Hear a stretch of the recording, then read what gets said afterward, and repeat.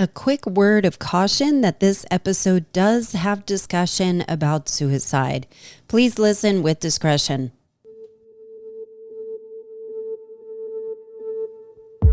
We don't have any idea how to handle someone's grief, and sometimes we don't know how to handle our own.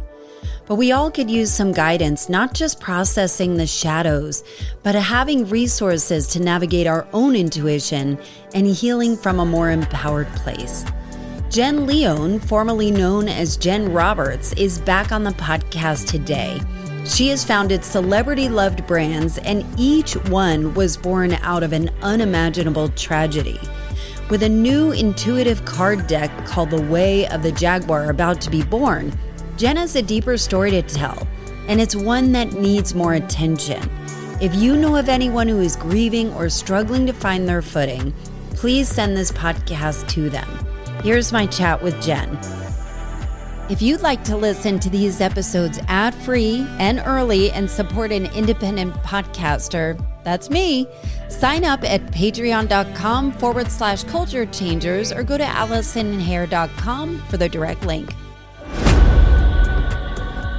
Welcome back, Jen Leone, formerly known as Jen Roberts. Formerly known as Jen Bertel, formerly known as many things. Many things. So, Jen, I'm so excited to have you back. And I had you on, we had to look it up. It was August 27, 2019 is when it was released. And the title was The Beauty in Grief and Loss. Yeah. And it was one of the it was probably one of my favorite interviews I've ever done. And definitely an interview that was different from most of my other ones. And this one will be no different from that. So welcome back. Thank you so much. Thank you for having me. You've had such an interesting journey. Would you mind catching us up a little bit? Why are you here? Why am I on the couch? Why are you on the couch? Yeah. You can lie down if you want. Okay. Perfect. I had built this celebrity-loved brand, and it focused on modern motherhood, but it was really birthed from my own journey of motherless motherhood. My mom had died very suddenly, and it was in, kind of a tragic way, and my brother had found her, and it was a real rock to our family. And then after she had died, within a year, my stepfather had died, and then I was pregnant within 3 months after she died. And that was unexpected. So I was in this deep journey of becoming a mother while grieving the physical loss of my own mother. And so that really put myself as well as my brother and my sister on a journey, and where it ended up for each of us was very different. And regarding my sister and my brother, it was pretty horrific. And so my brother had committed suicide in a Motel 6, and then my sister had found him while I was on the phone with her. I mean, it was awful. And then it was really a navigation between my sister and I of like kind of what we were left with. And then at the time that I did the interview with you, she was still alive. And then 6 months later, she killed herself. All the while, I was in the throes of one of the deepest stripping away transformations.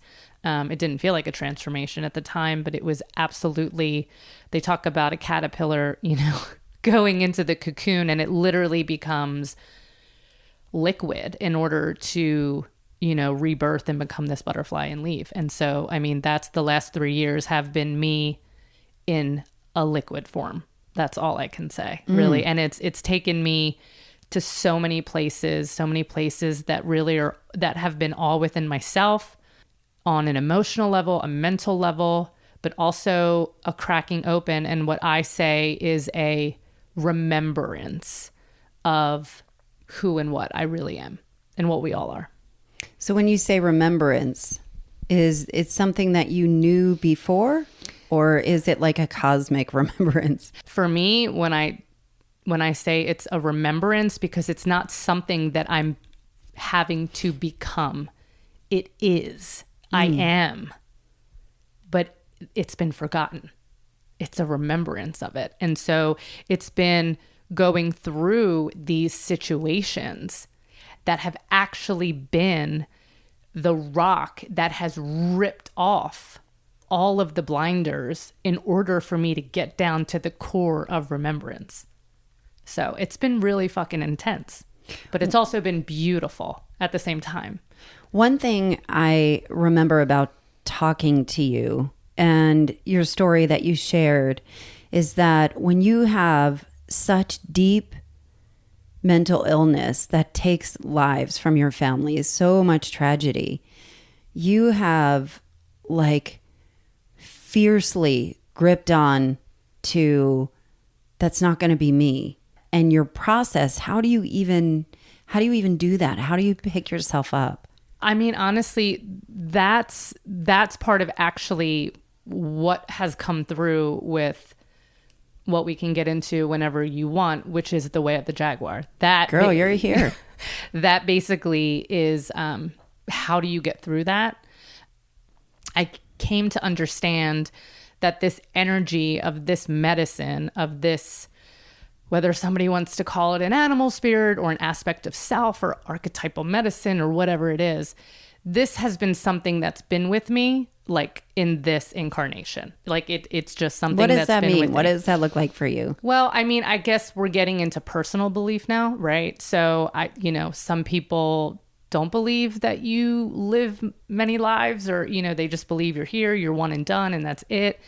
That's not my belief. That's not what I feel as my truth. I've in a lot of ways kind of gone into, like, when I've been in really deep meditations, I've gone into places where like I've remembered things, I've seen things that it's like I've known, but I don't, it's like the conversation upstairs that we had about, being in an experience and being like, I've either been here, I know this, but I don't know this, but I do know this. Right.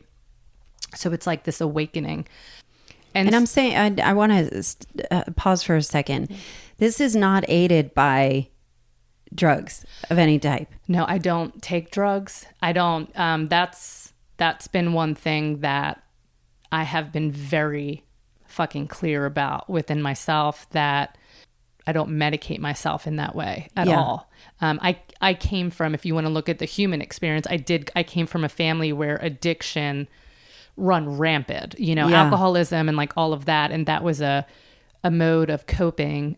So let's define for you, because you talk about medication, you talk about experience. It almost seems like you are in a trance state, which could easily be aided by some kind of medication. Right. So tell me what that looks like for you.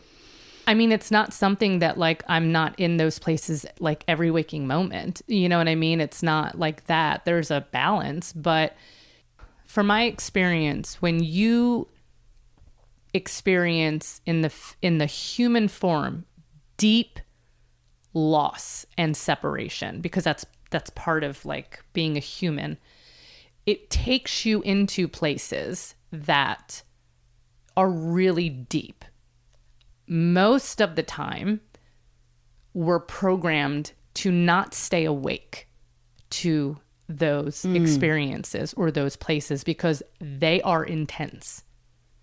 However, not that I haven't closed my eyes from time to time for a little reprieve, but there has been a part of me that has always been reflecting, and this is where the Jaguar comes in, of the divinity that's in me and that's in everybody, that it sees me in that place. So it's able to hold that reflection for me, that even when I'm in what feels like what we would describe as hell, it understands that it can't take me over, that I'm able to be there with it. I'm learning how to hold myself in it instead of running out to everything outside of me. How do you do that? Is that something you train? Like the whole world is go fucking take a pill, go to sleep. It's okay. I understand that. And I will say, speaking to that, I do take an extremely small dose, but it's 10 milligrams of Lexapro. And part of that is only for the I have had a dysregulated, nervous system from having to go through what I've gone through. So what that very small dose does for me is it gives me, because the amount of trauma that's needing to be processed, because it's been one wave after another, right? So, and even coming from, if you want to go back to childhood was riddled with, no secure foundation, right? So I came out of a place where I didn't have proper skills, but at the same time, then I'm thrust into life, and then I'm experiencing these things where it's like, holy shit, hold on. So as for medication, that is the only thing that I take, but the reason is because what I have found is that gives me just enough space of breathing room to peel back all that needs to be processed. But are you thinking about processing? Like when you're in a deep state of grief, I think it's important to be in that state of grief and let it hurt, to process. Yes. Are you thinking, well, it sounds like you're cognitively thinking about, let's process this. What does this all mean? I know there are people that are listening to this. But that's not how it is when I'm in it. When I'm in it, I've become it. I'm terrified. I'm feeling all the things. I'm not just like, there's Jen. You know what I mean? Just like bravely going through it. Look, Jen, you're doing this. Like, no, I become that which I'm terrified of feeling and holding, whether it's the immense panic, the fear, like all of those things that are so visceral and that have become almost like these tornadoes of energy that in order to hold in your system, it does a lot to your system. But nothing's going to change that for you. You have to learn how to work with it and to break it down. And that's not an easy feat. It's not. Mm-mm. All I can say is like my path is not, it hasn't been for one of like the faint at heart. You were tasked somehow, whether it's divinely tasked to kind of face this, whether it is testing your strength, testing your resolve, testing your sovereignty, like we talked about before. But there are people that are listening to this that are in a deep state of grief and are trying to figure out, I'm assuming, how the fuck do I get through this? Or do I feel better? Like it just feels never ending, dark. That I can relate to. And I can also say that I witnessed both my brother and my sister in those states. Ultimately, somebody who's like, I'm ready to go. Like I'm ready to hop out of my body, and they make that decision. They're not in a place of, this feels great. It's so unbearable to that being in the state that they're in, that is the best option for them. So, but that comes along with a lot of stuff. This is not that's the choice that you should make. I'm against it, but I also understand, and I don't even want to say that I'm against it. But I'm not for it. That's not a solution. This is such an interesting conversation though. There are people that suffer, that we love, that suffer so greatly, where I wonder, is there any peace that they have left the world and that there's not suffering anymore? You mean from the person left? From you, yeah. Yeah, so, and these are the nuances. Yeah, this is not, is it good or is it bad? That's not my question. This is the deep nuances of this work that I had to hold myself through, that there were aspects of me, and I had to allow myself to feel that from two places. From a completely self-centered place, and I don't mean self-centered in a negative way. I mean just focused from self. That I wasn't having to endure anymore the unbearable roller coaster ride that a person goes on when I don't care if you've distanced yourself. I don't care, even being someone who is, in service to sovereignty, and we can get into that at another time, but even being in service to self-sovereignty, you can't watch something that you love with all your heart hate themselves and not love themselves, and it doesn't make you feel something. It does. And it's usually excruciating. So the part of me that knew I didn't have to experience in the human sense anymore, that there was a relief, but there was a trade-off that now I had been given. I may not be in the physical experience going through it with them anymore, but now I'm here physically not with them, and I've been given a platter of, oh, well, here's all the things that come with me not actually being here anymore. So I need you to start to pick that apart. Do you mean like the grief, the grief, or the realistic, dying? Like their bills and their, like tying up all that stuff? No, right. I don't mean that. I mean, that's an aspect of it, but no, it's huge. Yeah. It's more or less here's your platter to alchemize. Here are all these things that you're going to have to sift through and alchemize. You're using all the best words. I love that word. But this, because the only reason I'm using these words, and I know that maybe some of these have become buzzwords, they're not buzzwords for me. They are truth for me. And I only use them because of experience and because of the resonance in which I'm embodying more and more of what they are. So I just wanted to say that. So your brother, your mother, your sister, do you feel like they are with you? Do you feel like they are in a different form? They're here right now. What does it feel like?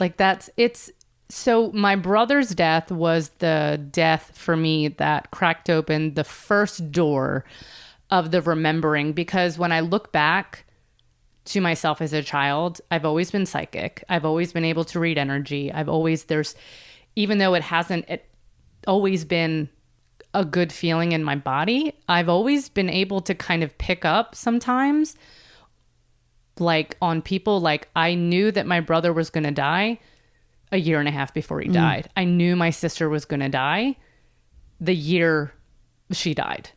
Is there any responsibility? Like if I knew, could I have saved her? No, there's no saving. That is the biggest thing.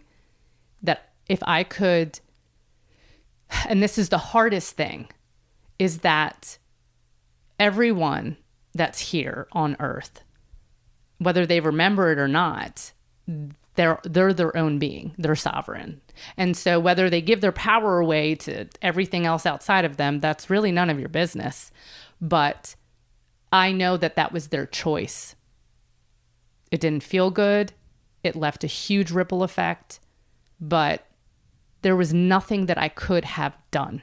And there were things that came through during the process that my sister had tried to commit suicide 2 times after my mom had died.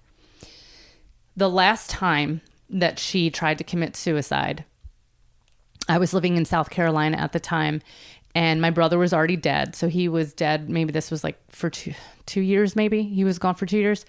And my relationship with him and his energy, and again, I don't sit here and claim to know where exactly the energy is existing, but what I've come to realize is that every single fucking thing is energy.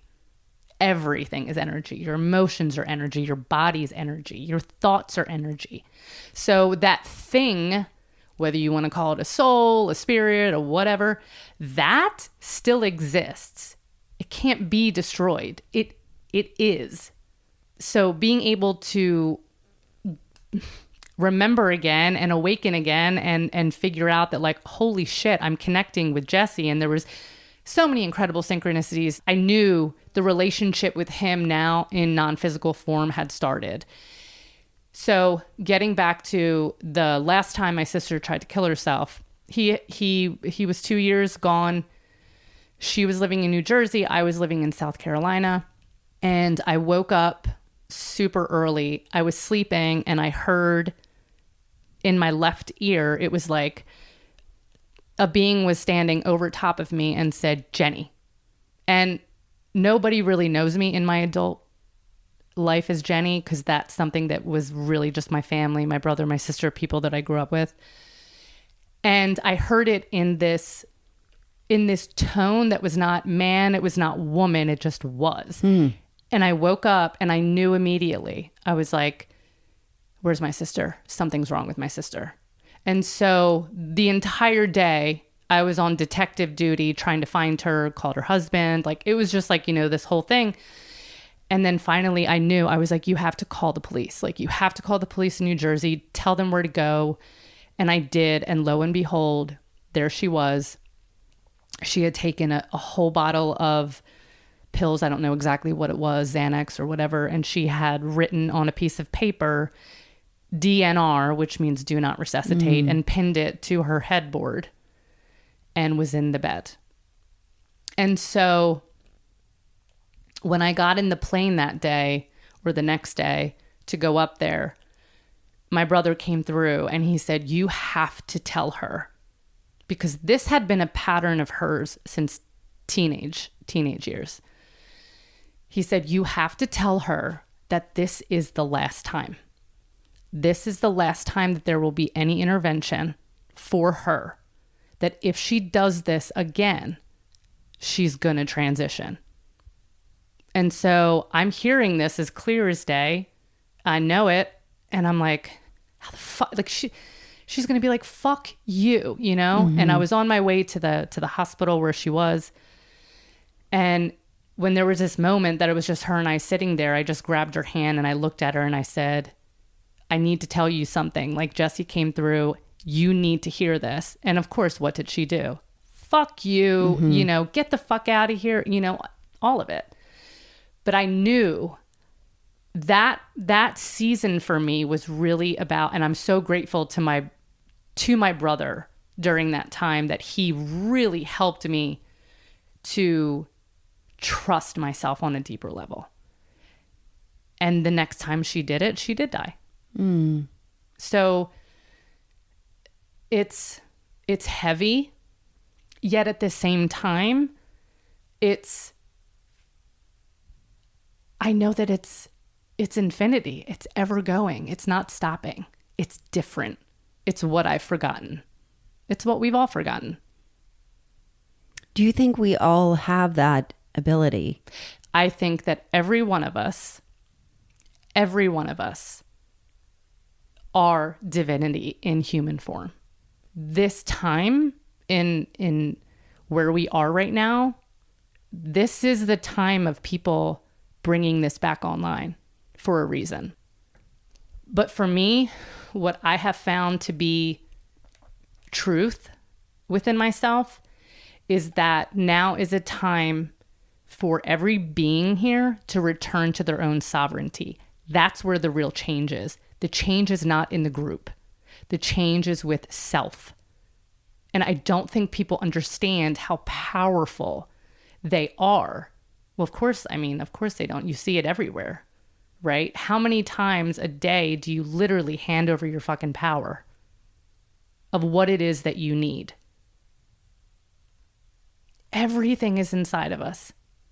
And I know that's such a hard concept. That concept is hard for me at times to really grasp, because there's times where I have felt so empty.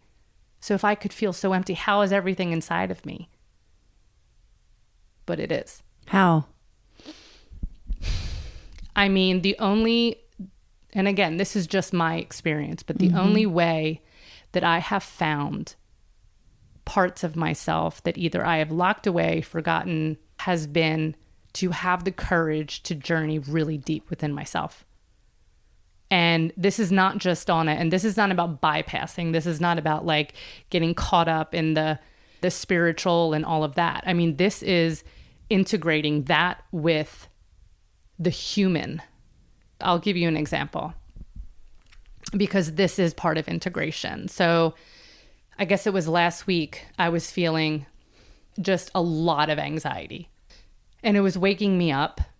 And earlier in the day, I had felt what felt like circling, right? This circling feeling. I don't know how to get this out of me right now. What do I do? And so like I sat down to maybe write to try to just like get it out of my head. And I wrote, it was 4 sentences. And the 4 sentences, what I didn't realize was that it was a young aspect of me that was still stuck. Yes. How were you able to identify that? So I wrote on the paper, I feel like it's circling me like sharks. I don't know if I'm going to make it out of here. And so when I wrote that, it was like I was feeling like the vibration of this feeling that was so scary, and it was terrifying. And I just walked away from it. And when I was being woken up in the middle of the night, what I saw at that point, when I just put my hand on my heart and I said, what is this? And it was me. And it was like my heart, my intuition, it took me right there. I saw myself at 7 years old, sitting in the basement in one of the houses that we were in, just in fetal position. Like, these were real experiences. I didn't have anyone to help me work through those at that time. And so I knew at that point, like when I saw it, that writing, the feeling of circling, all of that, that was her. This was like an aspect of me that was frozen, but vibrating still and showing up in my life. And so being there and just putting my hand on my heart and just saying, I'm here. Come home. Like, I've got to ask though, as I'm thinking, it seems like an amazing thing to access, to be able to ask yourself those questions. What did support look like for you going through this? Did you have support, like therapists, whatever, or is this something where you just go inward? What's really interesting, when Amy died, she died December 21st, and then the whole world went on lockdown in March. I didn't even go up to have a funeral for her until it was like 2 months after she died. I literally could not handle it. With both my brother and my sister, my experience with their death was a complete 180. It was not like, I think if somebody were to have observed me about my brother, it was like there was this fierceness that I had, that even though it was excruciating, I was willing to go into the pain. Like, I couldn't have gotten on the plane fast enough to get up.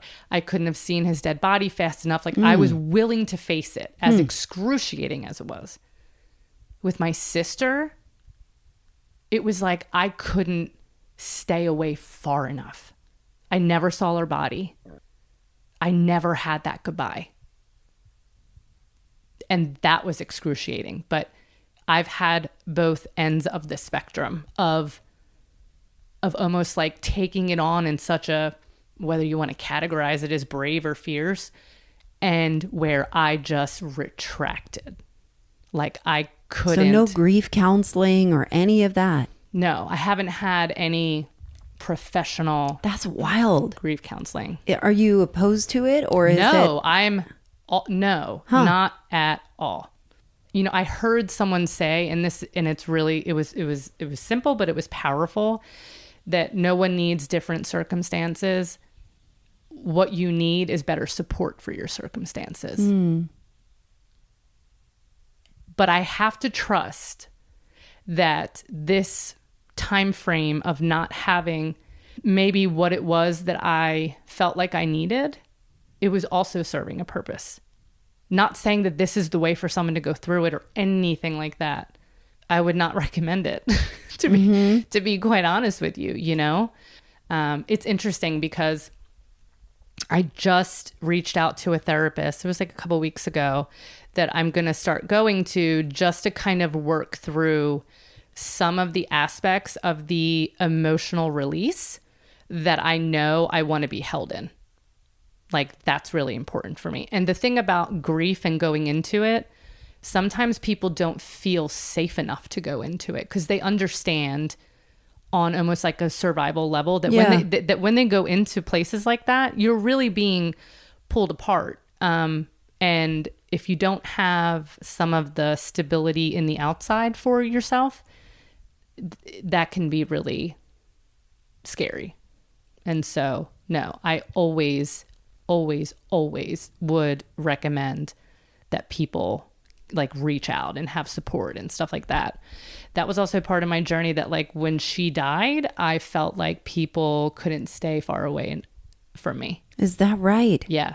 I felt And again, not saying that it's truth, but the feeling was I felt so abandoned. Did you feel that way when your brother died? No.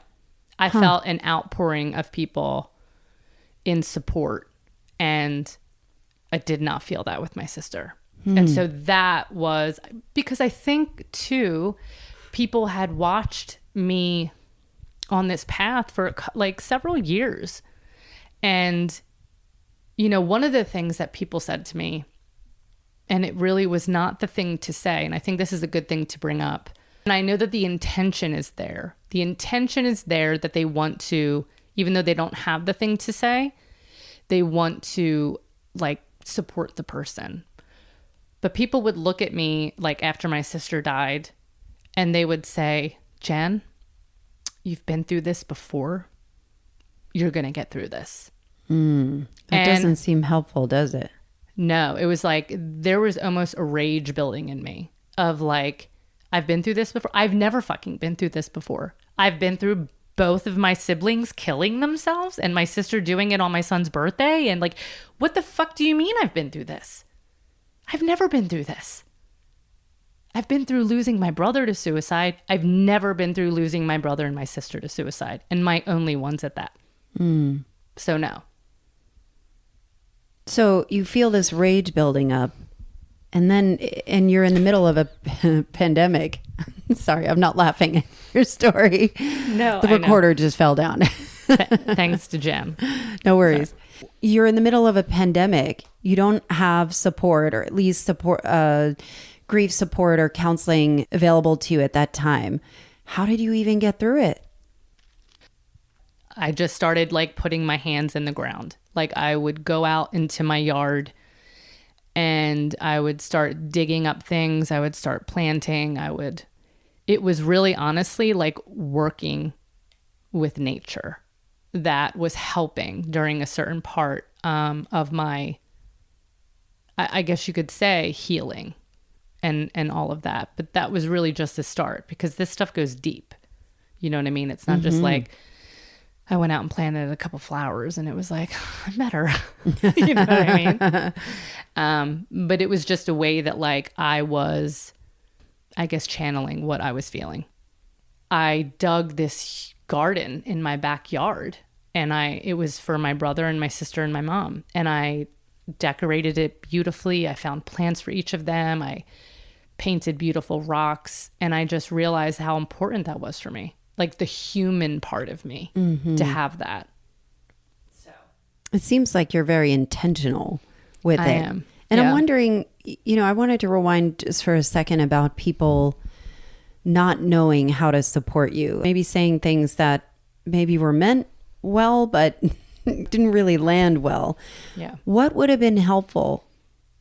You know, this is a really good thing. We talked about this on the first episode. We sure did. And it was almost like the ability. We don't know, at least Americans do not know how to handle grief. But it's not grief, it's death.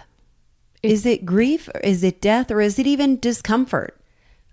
I'm sure it could be all of those things, but I feel like it's death on many levels. It's death. It's physical death. It's the death of like parts of you that you don't know anymore, yourself, that you have to let go. It's like death as a concept too. Like people don't know how to be with death. They, you know, I mean, I think if you were to look at like how many times have you stayed in something too long because you were just afraid to let it go? Like that's death. That's that. And it's a normal, healthy part of life. The way that people can support is just being able to go and be with the person. The thing is, people don't know how to be with it. So I understood that the lack of support really had nothing to do with me. It had to do with those that I would have thought would have supported. It was them. And I don't mean that in a like a judgmental way or a way of there's blame. It just is. I think it's hard. If I'm thinking from my own personal experience, I think that we struggle with how to support or just be with somebody. Do they want somebody there? Do they not? How do you offer? How do you ask? somebody who's going through a hard time, when you start calling and saying, hey, what can I do for you? Can I make you dinner? Can I do this? They're not in a place of thinking. They're in a place of literally, they're so numbed out in a way sometimes, and they're in shock. So what you need to do if you want to be of service to somebody is get out of your own way and don't worry about if what I'm doing is exactly what they need. You don't know what the fuck they need, but you can still show up in a way that says, I'm here. You can just go out and buy a frozen pizza and at least show up and go, I'm not a great cook, but I know that you need to eat. And I just want you to know I'm here. Can I put this in the oven for you? I think understanding that really helps, because everyone does, has different levels of wanting to be there or not be there. Meal trains and those kind of things, people can crowdsource help. But let's not forget, there's the survival needs, there's the food, there's this, but there's also the human need. Yeah. There's the human need of not to be alone. The first time that I was left alone after my sister died, I didn't even know that I didn't want to be left alone, right? All I know is I'm just like frozen. But maybe it was just a couple days or maybe a week after, I don't remember, but it was a short time. And I was left alone, and I just remember feeling like it was all closing in on me. Like it was just like, it was so big. This whole experience was so big. Everything was so big. And I remember being like, I have to shift this. How do I shift this right now? Just to give myself some reprieve, even if it's for 5 minutes, to breathe. And I remember, like, I don't watch a lot of TV at all, but I'm from Philly, so I fucking love Kevin Hart. So I remember going and searching Kevin Hart, and he had just like had a special that came out, and it was actually him returning to Philadelphia, which is where I'm from. Again, with my sister dying, of course, it's going to bring up all of these things of like where you're from and like what you know and your roots. And I remember sitting there, and every time it would get too intense, like the wave, I just remember like refocusing and getting in touch with like what he was saying. And to me, he's just hysterical. So, and he was talking about things, and he was in Philly, and there was this like pride that was coming through, but like that, I felt connected to another human at that time, in that moment, in that experience, the way that I needed to feel, I didn't realize it, but I needed to feel connected. I needed to shift the heaviness, even if it was for a couple minutes. And I needed to remember where the human part of me was from, because I had lost that when I lost my sister. So thank you to Kevin Hart. That was, you know what I mean? Like Isn't that was amazing. The little angel things. Yeah. And so it was just a couple minutes, but when you're in that state, it is about survival. It is about, okay, I need to get through the next 5 minutes. I mean, you're really in the micro when you're in that sort of, when your world's been flipped upside down like that. So tell me about every single time you've had these horrific tragedies. There is something so beautiful that comes out of it, because your expression has always been creativity. Yeah. You write, you create, you are a photographer, you have designed clothing and have all these iterations. And now there's the Way of the Jaguar. What is it?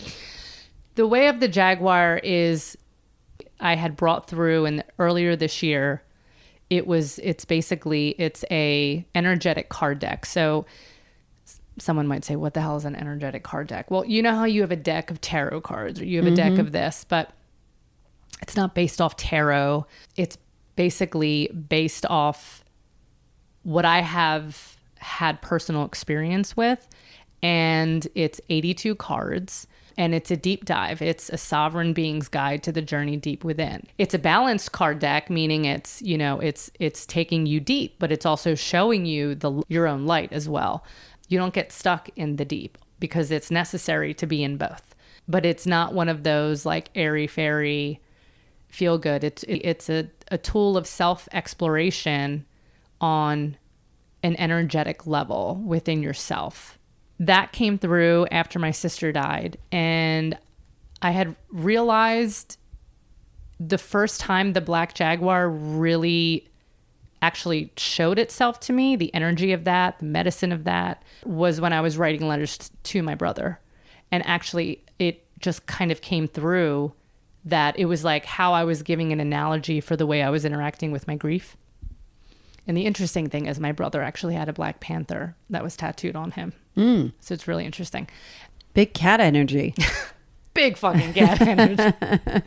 Big cat energy. So what I had realized, and the only way that I can explain it is how I experience it. So it's like I see it as a very vivid visual, and it's like I'm being shown what's happening in visuals, but it has to do with me. Give me an example. It just is. Okay. I see this deck is right next to you. It looks pretty. It's a pretty box. Yeah. You are a master at marketing. I'm sure you probably know that. Give me an example. Okay. How would I use the deck? This deck covers everything from codependency to anger and rage to breath work to intuition to alchemy to different spirit animals that they work with the black jaguar in the jungle.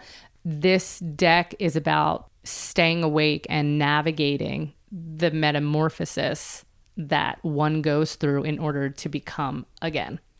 That's beautiful. Yeah.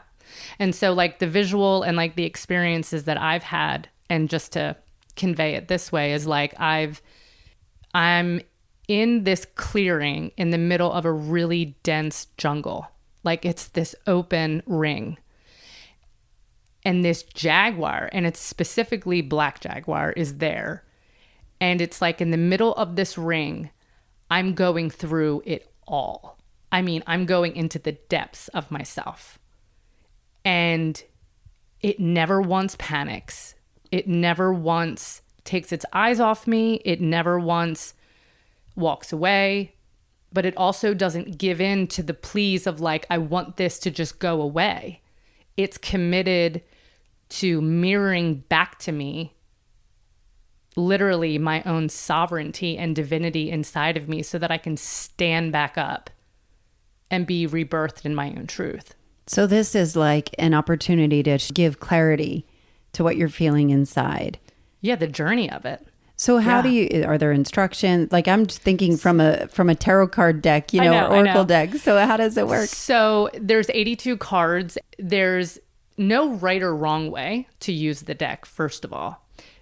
I would say the intention of me bringing something into a physical manifestation is more for a tool for a person to become more in tune with their own intuition about themselves. So it's about taking out of looking outside to say, what does this mean? And rather going deeper. And instead of, saying, I don't understand what this means. Well, maybe that I don't understand what this means is an aspect of yourself that's like in old programming. And that old programming, of course, doesn't know what that means. But the truth of you knows who that means. So let's start dealing with that program. I want to try it. Can we try it? Sure. Yeah. Awesome. So this comes with it. It's just, but also So there is instructions. Yes. Yeah. It's really pretty. I am in the process of creating a digital guidebook that people can have downloaded on a phone or a tablet. They can take with them anywhere. I love that. And if Can I look at it? Oh my God, please. Allison, yeah, take it out. Yeah. Well, I got to hold this. Yeah. Oh my God. These are gorgeous. They really are. They have like gold foil on the side. They're beautiful. Yeah. Harpy eagle. What is harpy eagle? Yeah. So the harpy eagle, it's actually one of like the largest eagles. And this is gorgeous. The talons that it has are actually comparable to the claws of a bear. They're that big. They're found in the jungle with the jaguar. However, when this shows up, this has a lot to do with its time to actually pull out the roots of these old programs that you have running. So that's what this one comes to assist with. I'm getting chills because it could not be more true. Did you design these? I did everything. Yeah. Wow. They are exquisite. Yeah. They're so vivid. The colors are really rich and they're warm colors. At least this one looks warm. I got to explain what this looks like. So it says the harpy eagle. I would not even be able to tell that this is an eagle. It looks almost abstract. Yeah, well, a little bit. And there's a moon. It seems like there's a moon or a big planet with these beautiful colors. And it looks like constellations even behind it, but almost not clear with these lights. It looks like they're in motion. And the eagle is perched on a branch. Yeah. And then it looks like there's even a world below it It's of a green. tree. It's tree. Yeah. But it's the top of the tree, but it almost looks like the earth. So it's interesting. And so the symbolism between this, so like why? I like the sparkles in the claws. So that light is on its medicine, which are its claws, which is Pulling out the roots. Yes. Huh. Which is showing you, or it's showing, I wouldn't even say showing you, it's showing up in your reality to point to the place that needs attention. But the symbolism there is, and I said about the programs and everything that are running in your mind, and the harpy eagle it's of the air. It's of the wind. It's of the thoughts that's up in the head. It's high on the tree. That's where that is. That's totally me. I'm in my head God. constantly. Yeah. It's funny. And I'll just share personally. I did that psilocybin thing a week ago. And so there's been a lot of exploration of what that means. And I have felt relief in certain areas, and some areas have come back where it's like even more annoying. Not come back. It's like, shit, why has that not gone away? Like some parts were. Yeah. And other parts weren't, where I'm so up in my head, and it's so, it doesn't feel like my angst about it doesn't match the reality, but I feel it. And I wish I wasn't so up in my head over it, but it takes over. So that's why this is perfect that I just happen to that you happen to split the deck, and that's split what the showed deck up. and that's what showed up. Yeah. So it's really, I would say the intention behind the deck is about, and it is a black jaguar, and it has this kind of arch over it with a pyramid that's actually pointing, and if you were to look, it's pointing right to the center of itself. So symbolically, also in this card deck, there is a card, and it's portal. So that is the symbolism for portal, and at the point of the portal is this bright light. This deck is a representation of a portal to go into yourself, but also the lines that you see on top of the head are symbolic of the rays, and the moon is the symbolism for the night. And so the black jaguar it's of the night, it's of the shadow. It's a medicine, and it's an energy that is completely 100% free of fear. It has no fear. None. In the darkness. I mean, even in its natural habitat, there's nothing in the jungle. It is the top predator. So even on a realistic level, there is no fear there for it. It walks with no fear. And so that's really also part of the medicine, is the alchemy of fear. And when I go into myself and I remember and I feel the places I've been, I have felt levels of fear that I felt like were going to kill me, that I was like in the survival of myself. How do you work with that? It's intense, but I can, and we all can. In order to expand on your light, you have to go into shadow. There is no shadow without light. There's no light without shadow. It just is what it is. And really moving from a place of power. Like I think that is beautifully put, because I feel like the not darkness, egoic powder. Right, but I feel like the darkness and the shadow is what people are so afraid of. But I think there is more attention put on go in, go deeper. It's okay to have a full spectrum of emotions, not just happy, joy, excited, and then the rest are shit. And I think this deck is gorgeous. It's very sleek. It's sophisticated looking. The colors are so vivid and you're so fucking creative. Thank you. I'm excited for this. What do you know that you wish other people could know? That each person truly is the answer to all that they desire. I know that my life is so much about radical self-love. What is radical self-love? And here's the thing, radical self-love doesn't always mean it's comfortable either. I just want to put that out there. This is not like airy-fairy, like love yourself. Like sometimes radical self-love is setting yourself free from shit that's really fucking hard. Or setting another person free, meaning like you're making the choice to walk away or however that could show up. So it's not, radical self-love is not, it doesn't feel good all the time, but it's necessary. And if that's one thing from my personal human experience that I did not see modeled, it was self-love. I've had to learn. Every one of these losses have brought me deeper into a place of learning what is self-love. Every time I love myself, I love God. It is the most beautiful form of worship that there is. And you talked about before we were recording about divinity. Not a new definition of divinity, but I love the way you say it. Can you share? We hold the key to ourself, but we are also, I'm God and so are you. And it's the resolving to those two things are existing simultaneously. But the God aspect of us, our divinity, has been offline for a really, really long time, and integrate the two. Everything is inside of you. That's beautiful. So how can people get this deck? How can people find you? People can go right to jen-leone.com. But the way of the jaguar.com as well is, so those two websites is where they can find me. Thank you so much, Jen. Thank you for having me on. And it was an honor. Jen Leone, thank you so much for your courage to share your story and your ability to turn the darkest moments into the most creative expressions that others can be helped as well. I've linked everything in the show notes. I'd love to hear from you, the listener, too, as I'm offering a $50 reward to rename this podcast.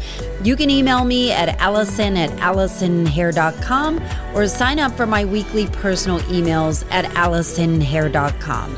If you'd like to hear these episodes early and ad-free, become a supporter at patreon.com/culture changers. Thanks for listening, and I'll see you next time.